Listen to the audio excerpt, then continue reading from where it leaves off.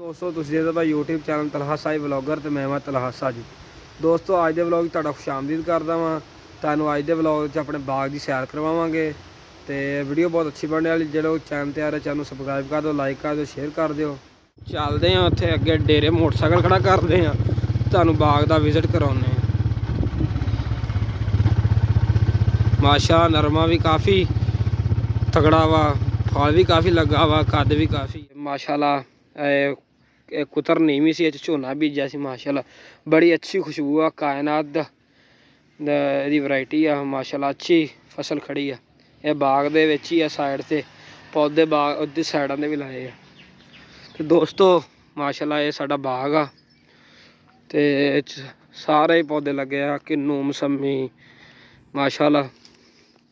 फल देख सकते हो, फल माशाल्लाह काफ़ी लगा करके डंडे लाए आ, इनू गिरे ना फल, क्योंकि बूटा झुक जाता ज़्यादा फल होने की वजह ना। माशाल्लाह देख सकते हो, इनू रोकथाम लई माशाल्लाह काफ़ी तगड़ा तगड़ा फल लगा।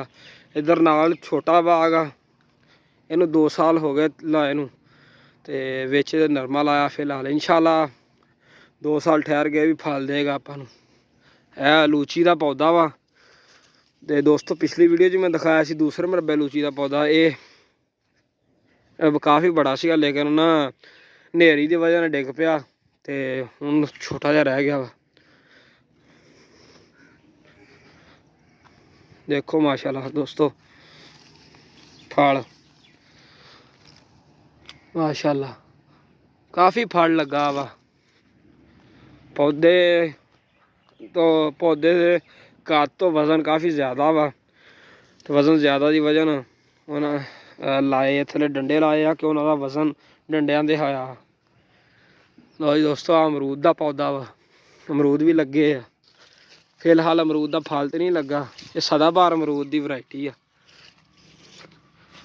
अगे जामन का पौधा आ गया माशाल्लाह। पौधे इस बाग च कुछ नवे भी लाए आ, पुराने पौधे भी है। देख लो काफ़ी बड़ा पौधा वा, तो हुण इहदी म्याद खत्म हो रही है। आहिस्ता आहिस्ता इनू थले नया पौधा लगाया वा कि जदों भी पुराना खत्म होवे तो नवा थल्लों तैयार हो रहा छोटा पौधा। दोस्तों आ नाशपाती का दरख्त आ, नाशपाती लगते भी है, लेकिन हुण मौसम खत्म हो गया तो फिलहाल फल नहीं लगा। सुख चैन आ गई, इत्थे डेरा मंजा रखा माशाल्लाह, तो इत्थे जट बहीदा वा जो टाइम मिल जाए, लेकिन टाइम नहीं मिलता क्योंकि मरबे का काम भी करना होंदा माशाल्लाह। लो दोस्तों इधर डेरे दे 2 किलियां के दरम्यान सड़क आ, इत्थों मैं गुजर के आया माशाल्लाह। इधर नींबू लगे आ, देख सकते हो नींबू।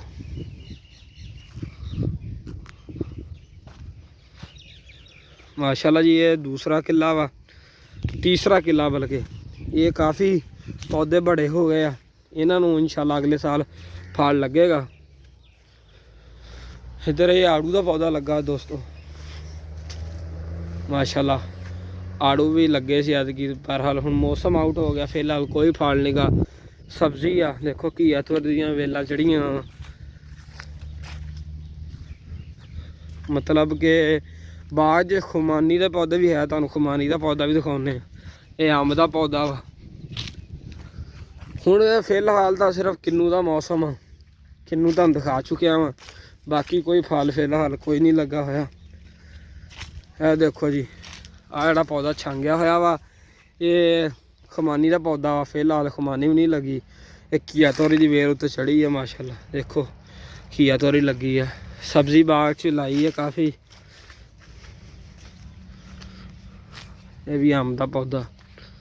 उम्मीद करदा दोस्तों नूं अज दे व्लॉग च बाग की सैर बहुत अच्छी लगी होएगी। तो वीडियो में शेयर कर दो, लाइक कर दो, चैनल सबसक्राइब कर दो। इंशाअल्लाह ताला अगली वीडियो में मिलते हैं। अल्लाह हाफिज़, अल्लाह तुहाडा हामी नासर।